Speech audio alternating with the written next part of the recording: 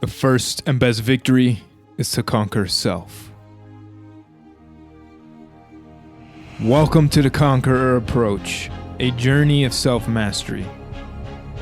To cultivate our mind, body, spirit, financial literacy, and allow our light to shine upon the world. Brought to you by me, your host, U.S. Navy submarine veteran and entrepreneur, Moussa Mikhail. Let's conquer.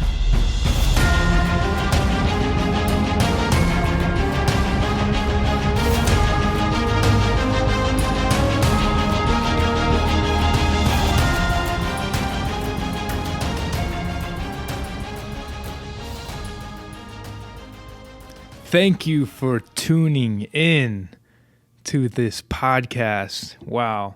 I've been thinking about this podcast for a couple years now, and it's pretty crazy when you think about something for so long and then you finally get over yourself and just do it.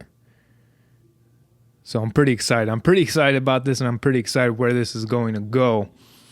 And a lot of this episode is just going to be kind of the origin story of me and what has led to this point in me creating this podcast, right? And a lot of it comes from when I read the quote by Plato in the introduction, the first and best victory is to conquer self. And he said that many years ago, and it still holds true today. And he knew that to change any aspect of our life and to achieve true happiness, we had to master ourselves, right? To conquer ourselves. So this is what it's going to be about. Mind, body, spirit. Mastering ourselves, mastering our finances to achieve everything we want to achieve. And before we get into it and get into a lot of the topics we're going to cover throughout this podcast, I'm going to introduce myself again. My name is Moussa Mikhail. And I'm a submarine Navy veteran in America here. And I was born and raised in Las Vegas, Nevada. Right. So when I was 14 years old, I ended up moving to the East Coast to New Jersey. And that is where I went to high school. But before that, I had some tough challenges with our family here. And during that time, was really when the economy was starting to crash. And Vegas was hit pretty hard in 2008, 2009. A lot of foreclosures, a lot of people lost their jobs, and my family was one of those foreclosures. And during that time, my parents were also getting a divorce, and that complicated a lot of things. So we ended up relocating to New Jersey, where a lot of my dad's family was. And that's where I had to adapt, right? No friends, just my family. Starting out high school, figuring out what I want to do with my life there, and it was an experience, right? New Jersey was cool, met some great people, but I still knew once I graduated, before I graduated, that it's not where I wanted to be. It's not where I saw myself long term, and I definitely did not want to do what everyone else was doing and going to college, community college out in Middlesex County, and then going to Rutgers University or whatever university. And I did not see that same vision at the time, and that's when I started to think about the military, and I wanted to actually joined the FBI. I wanted to be an FBI special agent and do that long term. And so I thought about, well, how do I stand out versus the people who just graduate college and then apply for becoming a special agent. So I figured out I should go to the military, get military experience, get into a career where I can get a top secret security clearance, which is like the highest one you can get, and then get my degree after or during if I had the chance. And then I would stand out a lot more than someone who just has a college degree. So that was my thought process when I joined the Navy. And I had a mentor before I joined the Navy, Nick Zerpoli, and he helped me a lot because he was guiding me through the beginning of joining and signing up and talking to recruiters and figuring out what the Navy was really about behind the scenes and what it looked like. And he was helping me out. He was motivating me to do it. And I remember when I was talking to my recruiter, I told him, there's one thing I don't want to do in the Navy, and that's be on a submarine. And he was like, all right, I mean, you scored high enough. Like you get offered a lot of things. And after that, we went to the military entrance processing station, otherwise known as MEPS, in Brooklyn, New York. And that's where everyone gets processed, right? To do all the physicals and tests and see exactly where you qualify, what you qualify for, all the jobs. You actually take the ASVAB test and see what you score. And then you pick what career field you want to go in, pretty much what job you want, sign all the contracts, and then pick your date to go to boot camp. And then when I did all the processing, I did everything, got to the point where they're offering me the Navy jobs or rates. And I got 2 offers, and it was a submarine mechanic and the submarine electronic computer field. And I was just like, what the hell? And I told my recruiter, I was like, I don't want to do either of them. Like, I'll come back.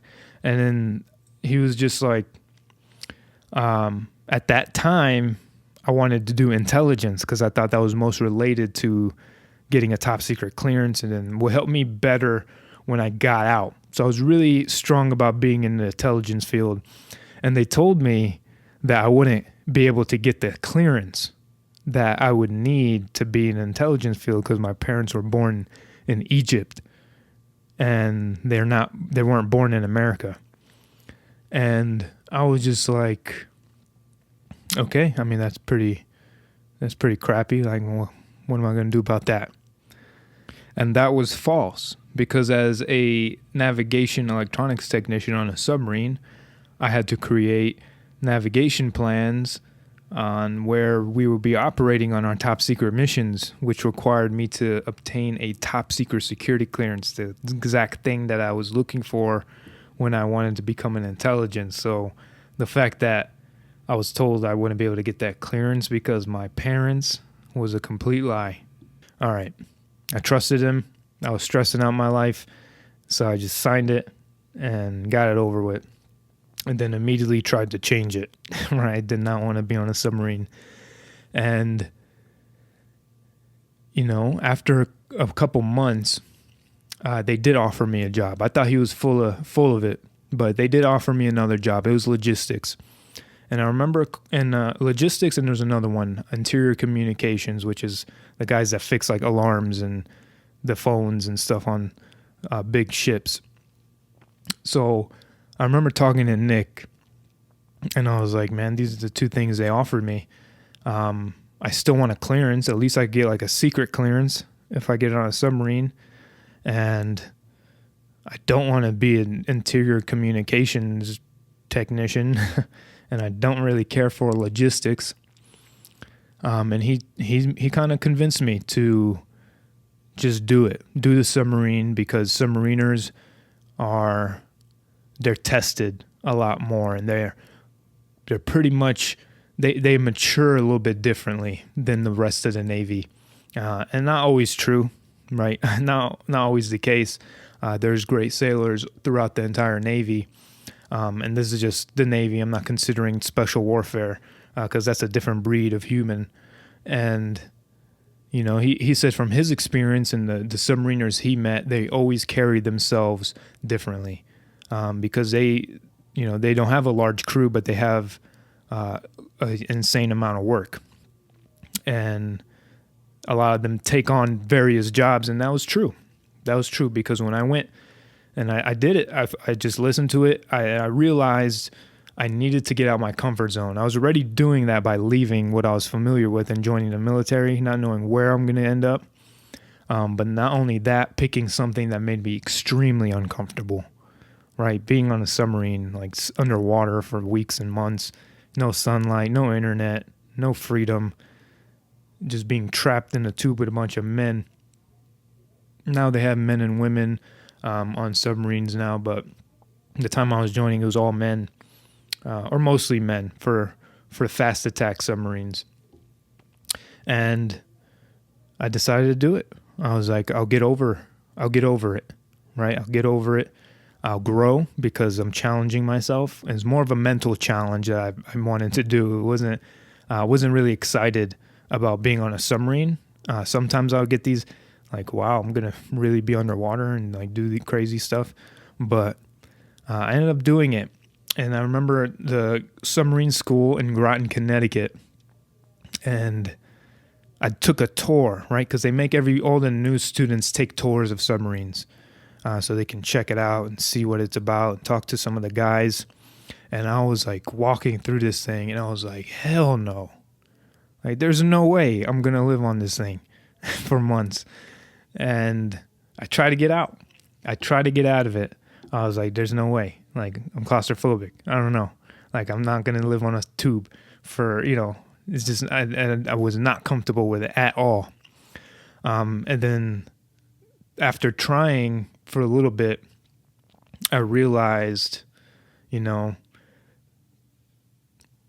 was all in my head, right? Because it's not that I couldn't do it, but I was just afraid. I was scared to do it. I was scared to be on a submarine and live on there however long and dedicate, 4 years of my life being attached to a submarine and going wherever it goes. And then I realized it was just fear, and claustrophobia. It's a phobia. It's fear of being in tight space. It's a fear of being in confinement. It's not true. It's not reality, right? I was creating this. And I realized, once I realized it was fear, I was just going to be like, I'm okay. I'm going to do it. I'm already here. I'm already halfway done with this training, which is a year. Let me just finish it and let me just go. Like, I'm not here by accident, right? Something is guiding me to take this challenge and put myself to the test. And not only put myself to the test, but be the best I can be throughout it, right? It's not permanent. I'm not going to be on this submarine forever, right? I guaranteed 4 years as of right now to the submarine. So I still have a long time after that to figure it out. But after I finished the school in Groton, Connecticut, I finished in the top 4 or top 3 of my class. And then at that time, we had the ability to choose what submarine we wanted to go to based off the availability. And I saw, I've had my head set on going to Hawaii this entire time. So I was hoping an Hawaii boat would be available for my rate. And it was. There was a couple in Hawaii, a couple in San Diego, a couple in Virginia, and, and one in Connecticut. And I was just like, well, definitely not staying on the East Coast. Too cold for me. And then Hawaii was it, right? San Diego and Hawaii, I was kind of torn between, but I was like, I could visit San Diego whenever. I'm not going to have an opportunity to live in Hawaii, most likely. So let me do Hawaii. And that's where I ended up, Pearl Harbor, Hawaii, in the USS Columbia. And, within a month of me being there, we were already going underway. Actually, I got to Hawaii, and within a few weeks, my boat was already underway, getting prepared for deployment. And then 2 weeks of being in Hawaii, maybe less, they took me on a small boat, met up with the submarine on the surface, transferred me and some supplies and other people. And just like that, I was underway for the first time. And I remember it very vividly because I didn't know that I'd get seasick. And submarines are not very stable when they're on the surface because they're not designed to be on the surface very well. And I was seasick, right? People are just like, oh, this new dude, just seasick. I'm just laying on the floor, miserable. And I was kind of mad because I wanted to take some time off in Hawaii before I had to meet the boat, but that got messed up and I didn't get to enjoy Hawaii for the couple weeks I wanted to before I had to dedicate myself. And even what pissed me off and the most was my chief at the time, just like my supervisor. He was just like, "What are you doing here?" Like there no one expected me, and I was like, "I don't know." Like somebody told me to show up, and I showed up, so I'm here now. So what do I do? Right? And I just hit the ground running. I was just like, "I'm here. I'm gonna adapt, and I'm gonna just do my best." And I did have a successful career. I had a successful tour for first time submariner, qualified everything I needed to really quickly. And, eventually I got used to it, right? Every day was a challenge, but I just took it as a test, right? I pushed myself. And there's no best way to push yourself than putting yourself through something that you couldn't even imagine yourself doing, right? And then throughout the years, I realized I wasn't fulfilled and wanted more, and ended up dreading going to work every day because it was draining, the amount of work and the responsibilities we had with the lack of crew members, right? There's not that many people on the submarine. We had a crew of 130, 140 people, but the workload is very similar to a large Navy ship that has 500, 600, 1,000 people, right? So even my job as a navigation electronics technician, not just to fix electronics and navigation equipment, but to also be the quartermaster, which is the guy in charge of taking care of the charts or the maps, right? We call it charts in the Navy, and pretty much support the navigation of the submarine the entire time. That's an entire separate job on the surface Navy, but that was part of my job, as well as IC communication, interior communication that I didn't want to do. That was also part of my job, right? So it was kind of 3 jobs in one, and that's pretty common. A lot of people wore a lot of different hats just to make everything happen on a submarine, right? To make the mission happen, there's a lot more roles that an individual has to fill. But I knew when I was on these deployments, 6 months, I did 2 6-month deployments on the submarine, and I would read a lot. The first deployment was really me just qualifying everything. So I finished all my qualifications that I would need to for the entire time I was in the Navy, pretty much in that first 6-month deployment. So I went all in on just getting everything qualified so I can not worry about it, so I can get promoted, get my housing allowance in Hawaii, and just, focus on myself on the next deployment. And that's what I did on the second deployment. I did what I had to do for my job, being a supervisor or whatever of the navigation division, and just working together to make that happen. And then when I wasn't working, I was working on me. So nonstop reading and podcasts. That's all I did for 6 months. So I ended up reading about 26 books in that time. And I don't know how many podcasts I listened to. I was listening to podcasts every single day. And a lot about real estate investing and business and mindset. And, throughout this time, I noticed that I wanted to do a lot more in my life than work for the military. That was the first thing. And then the government in general. Like I saw how much I was working in the Navy, and I realized, well, I wasn't being fulfilled by this, and I didn't want life to pass me by, right? 60, 70 hours a week, whatever, holidays, there's no, on deployments, I missed a lot of things because 6 months straight, there's no breaks really, besides when we pull into ports, but that's limited. There's still work to be done. There's still things to fix. And I realized, as amazing as an FBI agent sounds, and they're great individuals and they have a great mission, that it would be a never-ending cycle, right? Crime doesn't stop. FBI agents are constantly working. They're incredibly hard workers. They're incredibly skilled and talented. but it would be similar to what I was experiencing in the Navy. Long weeks, I'll be missing holidays, I'll be on call, and I'll be living a life just trying to catch up, trying to find my balance everywhere else. And I didn't want that. I didn't want to live a life where I had no design over what I did, where I went, how I traveled, when I could travel, what I could do, right? And it's just living life on my own terms. I realized I needed to have a financial freedom and the fulfillment of doing something that gave me a greater sense of purpose. And that's when I started to think about podcasting, really. That was a couple years ago. I was like, well, podcasting sounds like an awesome thing, and not really for money or anything, because not that many podcasts make money like that.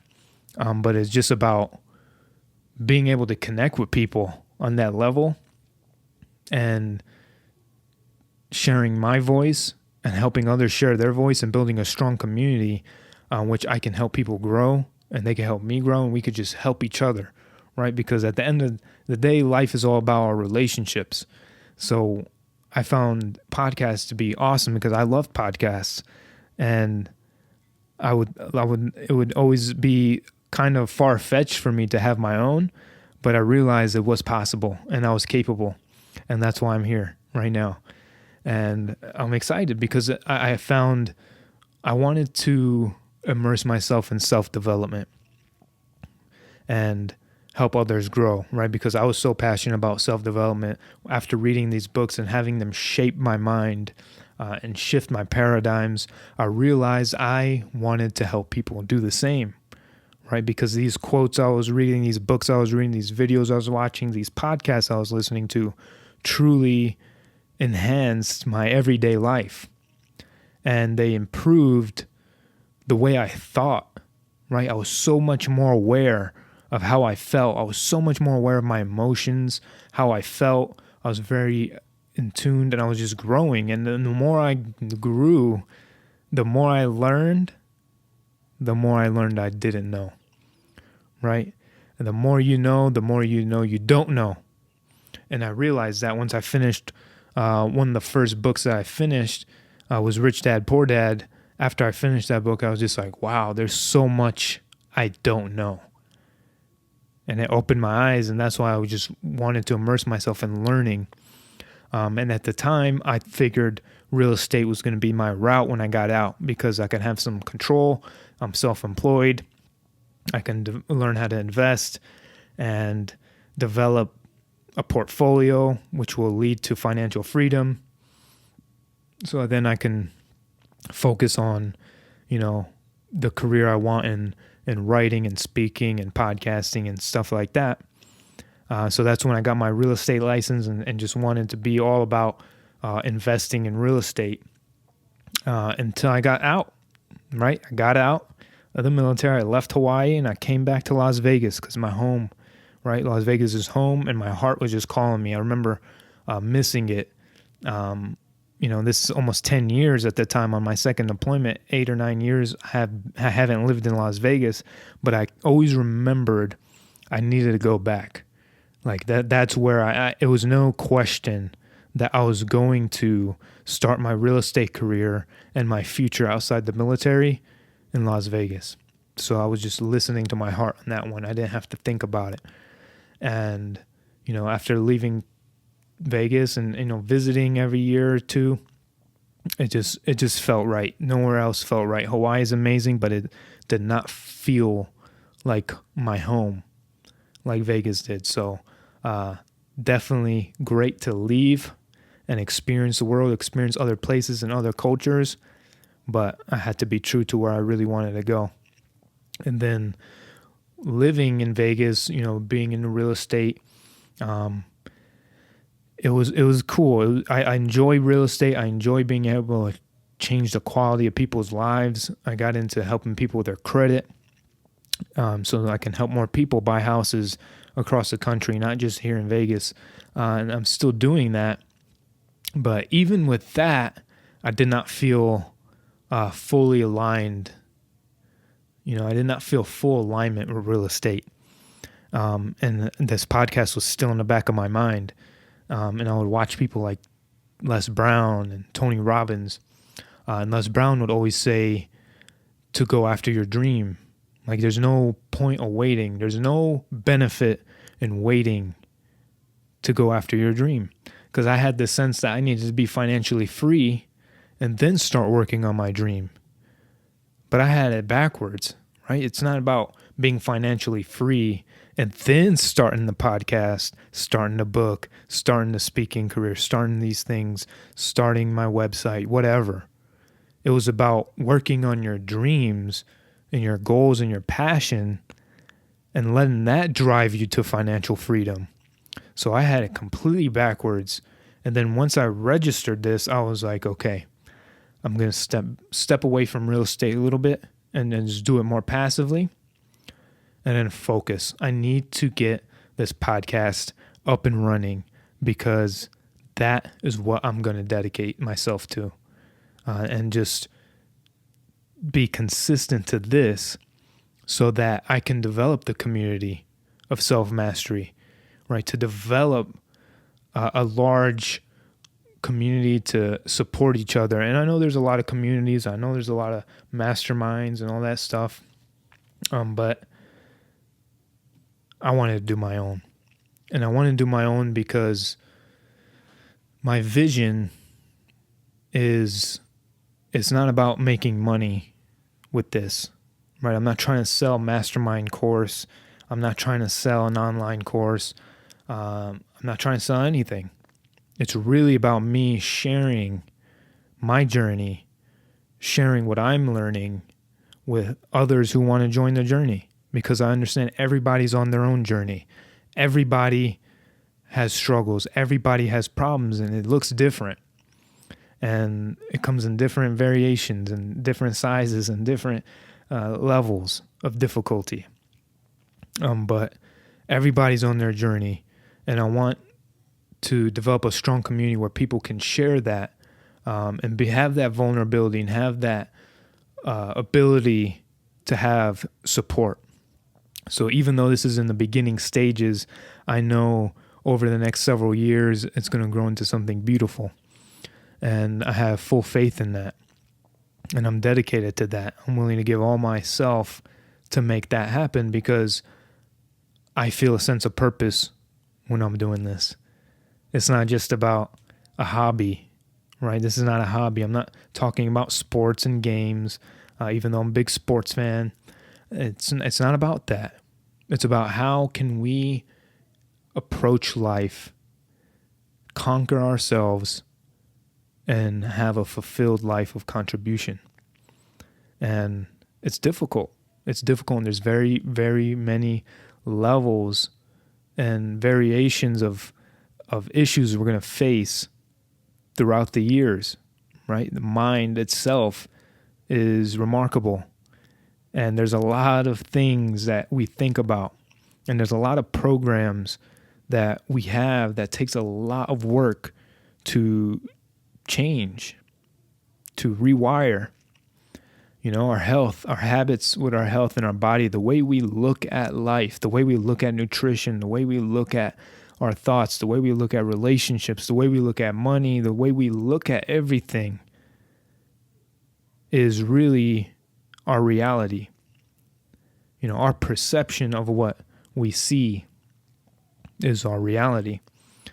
And that's what this is really about. How do we conquer ourself, understanding that our perceptions become our reality? So there's a lot of topics, right? The mind, body, spirit can be broken up to a million things. And this is why it's a journey. I'm not a master of anything, but I understand it takes work, daily work.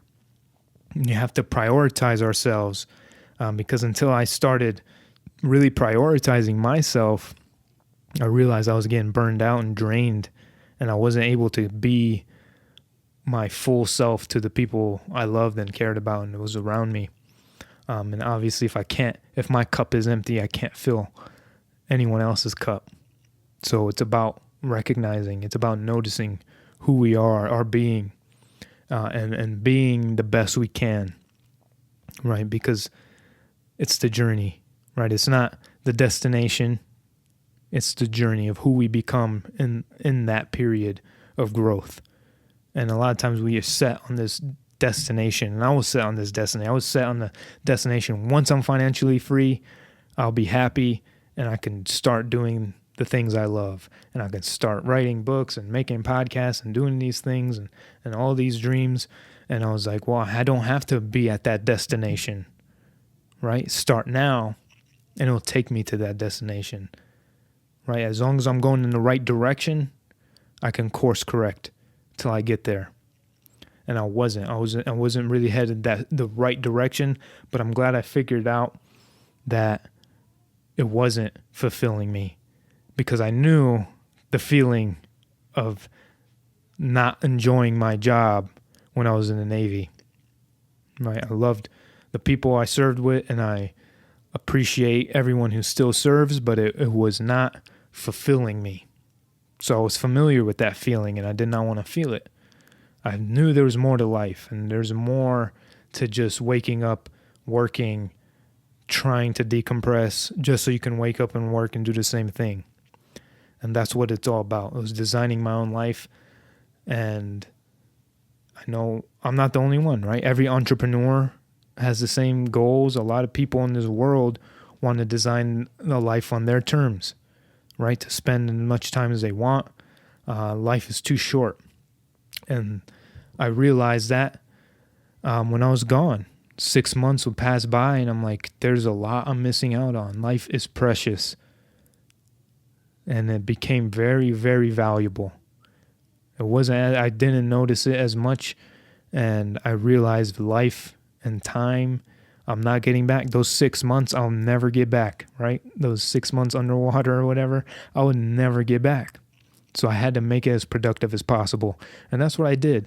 I made it as productive as possible and used it as a 6-month training course of myself, a growth course, a development course. And that's what I did. I read and learned, and now I'm here on this path, on this journey, and I'm welcome everyone on this journey with me. And this is what really led me to this podcast, and I'm excited where it's going to go. I'm excited mostly to meet all the people that I would never had the opportunity to meet without this platform, and connecting with everyone, because a community is all about its connection and its culture. And I'm so excited to meet all the people who want to take their life to their highest potential and master themselves, or get on the journey of self-mastery, because you never truly master yourself. I believe it's just there's no finish line. There's not one point where you're saying you're a black belt and there's no ending, right? Because even in jiu-jitsu, there's a red belt, right? There's more belts after black belt, but there's no finish line. There's always room to grow. There's always something to learn. Every person we come encounter with has experienced something that we didn't, has learned something we didn't, and we can all learn, share, and grow together. And so I'm excited to connect with everyone. And I would love to hear your feedback. Anything on these topics in specific that you want to know about, want to hear about, or want me to talk about. As this grows, it's not just going to be me talking about various topics, but I definitely want to connect to more people who have a lot of experience in their journeys, what they learned about body and health and fitness, what they learned with their spirituality, what they learned about finances, investments, and the mindset behind everything, right? To achieve happiness, because we know money doesn't buy happiness all the time, and it could in some cases, but fulfillment comes from being happy within, right? Being truly happy within yourself. And there's a lot of people who aren't happy, and we know people like that. And I've seen all types of people who were just just living.